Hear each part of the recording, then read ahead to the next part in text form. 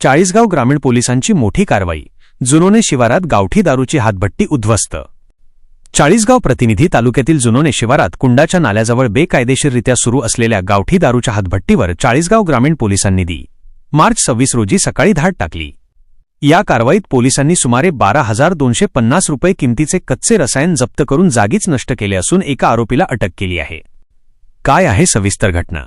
प्रभारी अधिकारी सपोनी नितीन पाटील यांना मिळालेल्या गुप्त माहितीनुसार जुनोने शिवारातील रुखमाबाई मोरे यांच्या शेताशेजारील नाल्यात गावठी दारू तयार करण्यासाठी रसायन भिजत घातले होते. या माहितीच्या आधारे पोना भगवान माळी, पीएसआय राहुल राजपूत, पोहेकॉ प्रवीण संगेले आणि अक्रम बेग यांच्या पथकाने सकाळी 9:50 सुमारास झुडपात छापा टाकला. कारवाईचा तपशील. आरोपी दगडू सदाशिव गायकवाड, वय 50, रा. जुनोने ता. चाळीसगाव याला जागीच पकडण्यात आले. जप्त मुद्देमाल: प्रत्येकी 200 लिटरच्या 2 टाक्यांमध्ये 350 लिटर कच्चे रसायन, गूळ नवसागर मिश्रित मिळून आले. निकाली काढलेला माल, रसायनाचे नमुने सीलबंद करून उर्वरित सर्व मुद्देमाल आणि टाक्या पंचांसमक्ष जागीच नष्ट करण्यात आल्या.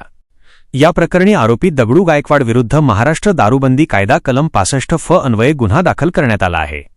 सदर घटनेचा पुढील तपास पोलीस हवालदार प्रवीण संगेले आणि अक्रम बेग हे करीत आहेत.